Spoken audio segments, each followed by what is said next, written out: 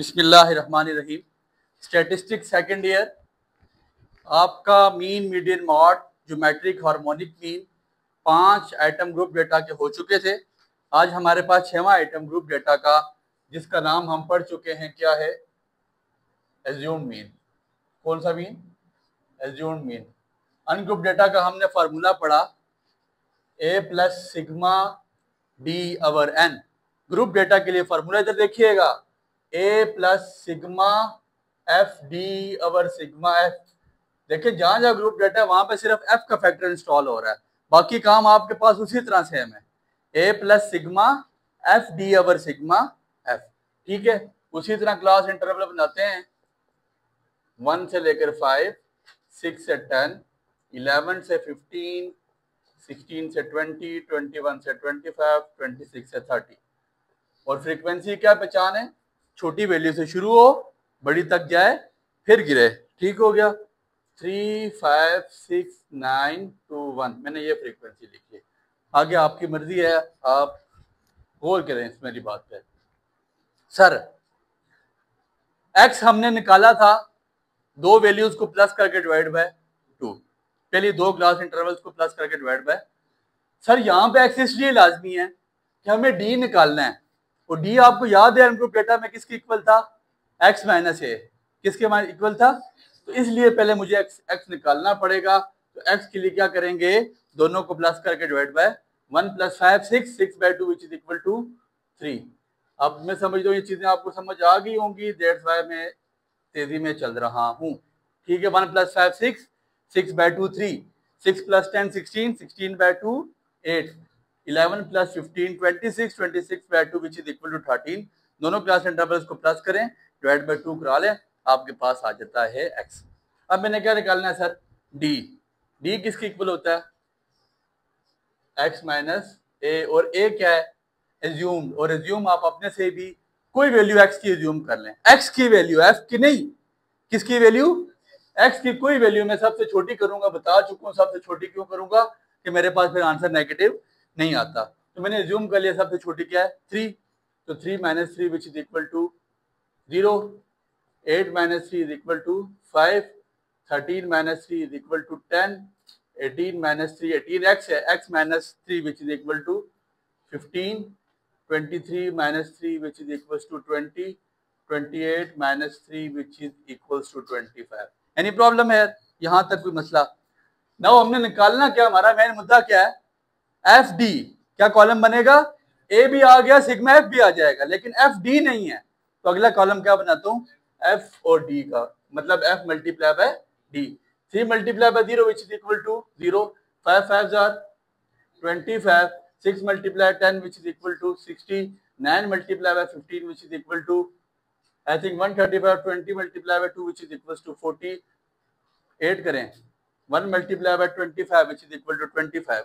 ठीक है, 25 25 50 करो ना यार, 25 25 50 और 60 दो, मतलब 150, 150 और 35 285 आता है। चेक कर लें, चेक करें सिग्मा एफ डी कितना आया? 285। चेक कीजिएगा, 285। ओके हो गया, ठीक हो गया। ए प्लस सिग्मा एफ डी अवर सिग्मा एफ वैल्यू पुट करने जा रहा हूँ। ए की जगह एज्यूम वैल्यू कितनी आ गई? 3। सिग्मा एफ डी कितना आ गया? 285। सिग्मा एफ, एफ का टोटल 3 5 8 6 14 9 21 22 23 और 24। तो करें पहले इसको, 285 डिवाइड बाय 24। 285 को 24 पे डिवाइड करें, 284 डिवाइडेड बाय 25, 11.87 को +3 करवा दें, I think 14.87। It's our answer. Any problem in this? No. क्या आ गया हमारे पास? मीन। ये ज़ूम मीन भी है, और आपको पता है ज़ूम मीन बेसिकली मीन के ही इक्वल होता है। कोई प्रॉब्लम यहाँ तक? ठीक है, ये आपकी 6 चीजें होगी, mean, median, mod, geometric, harmonic and उसके बाद एज्यूम्ड मीन। 7वीं चीज जो हमारे पास मौजूद है वो है रेंज का ग्रुप डेटा नहीं होता, तो वेरिएंस का हमारे पास, वेरिएंस किसके इक्वल होता है? एस स्क्वायर के। फार्मूला हम वहां भी पढ़ के आए थे, मैंने वही फार्मूला अनग्रुप डेटा वाला इस्तेमाल करूंगा। Sigma x minus x bar का होल स्क्वायर ओवर एन पढ़ा था वहां पे, भाई यहाँ पे एफ को इंट्रोड्यूस करवा दें, sigma f into x minus x bar का whole square over sigma f.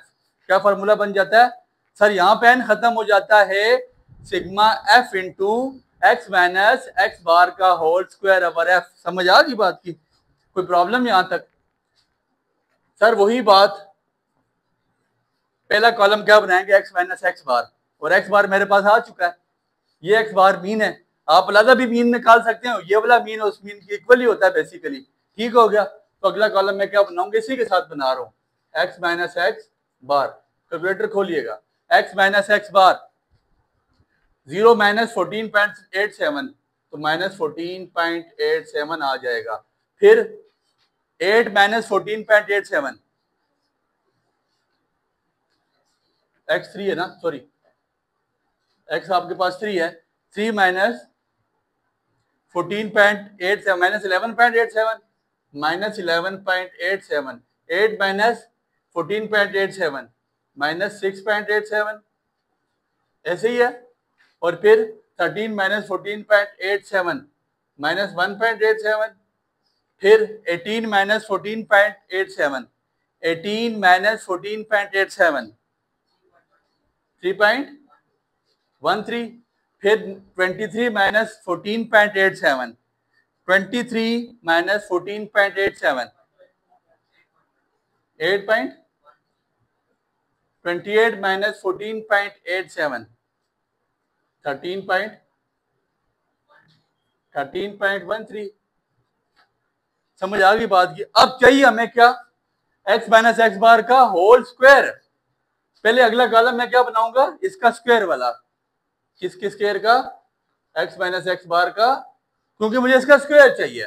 तो माइनस का स्क्वायर प्लस होगा, याद रखिएगा 11.87 का स्क्वायर, 11.87 का स्क्वायर, पहला दूसरा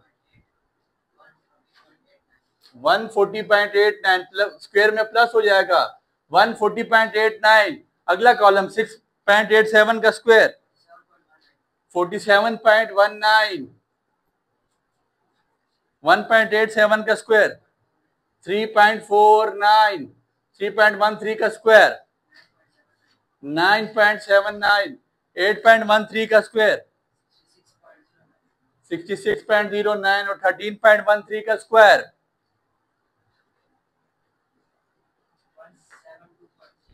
172.39। अभी भी बात खत्म नहीं हुई सर, हमें चाहिए f into x minus x bar का होल स्क्वायर। तो मतलब अगला कॉलम क्या बनेगा, f into x minus x bar का होल स्क्वायर। मतलब फ्रीक्वेंसी का जो कॉलम है उसे मल्टीप्लाई करवाएंगे। 3 multiply 140.89, 3 multiply 140.89, 422.67, 8 multiply by 47. Sorry 5 multiply 47.19, 235.95। अगली फ्रीक्वेंसी क्या है, 6 multiply by 3.49, 20.94, 9 multiply 9.79, 88.11, 2 multiply 66.09, 132.18, 1 multiply by 172.39 which is equal to this। यही आ जाएगा। ठीक हो गया? Now you have to add the values because आपने सिग्मा निकालना है, सम फाइंड आउट करना है। तो जो आखिरी कॉलम आया इसका सम फाइंड आउट कर लें, जल्दी कीजिएगा। 422.67 plus 235.95 plus 20.94 plus 80.11 plus 132.18 plus 172.39. The answer would be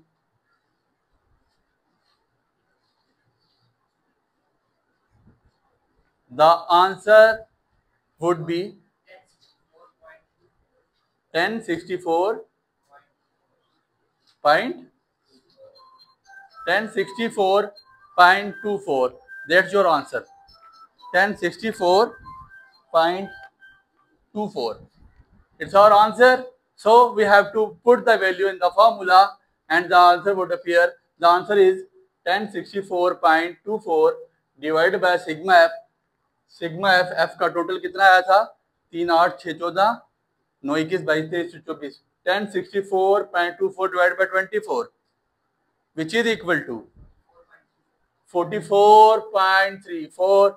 That's your answer of variance s का square. And we also know that the square root of variance is called standard deviation. So square root of variance is called standard deviation. तो standard deviation के लिए लंबा चौड़ा कोई काम करने की जरूरत नहीं है. s लिखें और इसी वैल्यू के ऊपर क्या डाल दें, root sigma f x minus x bar का whole square over sigma f. तो आंसर आपका जो आया 44.34, इसका रूट ले लें 44.34 का under root of 43.34. The answer would be 6.65. ये आपके पास वेरिएंस स्टैंडर्ड डेविएशन आ गया. Standard deviation, variance and assumed mean. Now the chapter of statistics for long question for group data has been closed. उम्मीद करते हैं बातें आपको समझ आई होंगी. स्क्रीनशॉट ले लें, तो हमें याद रखें.